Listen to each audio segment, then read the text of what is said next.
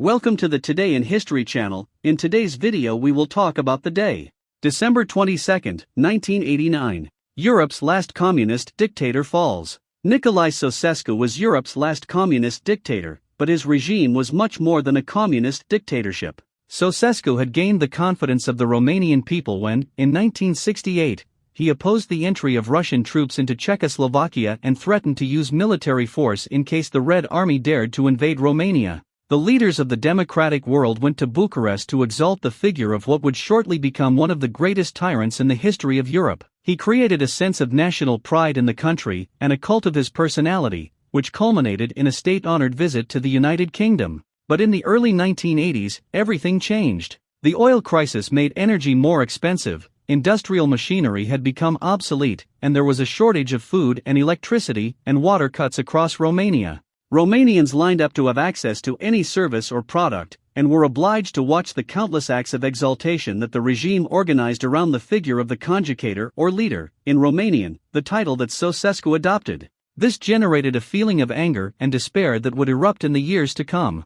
The search and capture decree by the Interior Ministry against Hungarian Calvinist pastor Laszlo Tokes, a critic of the regime, provoked a firm protest from the population of Timișoara on December 16 and 17, 1989. That was the spark that lit the wick. Following government orders, the State Security Department Securitate opened fire on the protesters, and the protests, far from appeasing themselves, were moved to the capital, Bucharest. In those days, Ceausescu was on an official visit to Iran. When he returned, and with a country increasingly opposed to him, he decided to organize a popular demonstration of adherence to the regime, which would be held on December 22 in the Great Square of the capital, and which would culminate in a public speech broadcast live across the country. During his speech, assistants began to shout at him, which meant a serious problem for state television, which finally chose to offer the director's fixed image. The latter was forced to interrupt the act and leave the balcony. The Central Party Committee building was taken over and the conjugator was forced to escape in the helicopter on the roof. The very people who had met before the dictator in the Great Square ended up taking the television, which from that moment began to broadcast live the last hours of the communist dictatorship.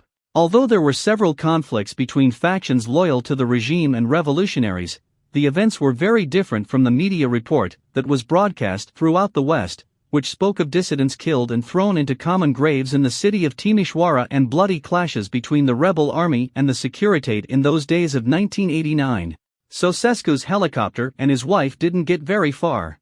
That same day, they were detained in Targovist and, after a 2-hour trial, without legal value, formed by a court of the new government, they were shot. It was Christmas Day 1989.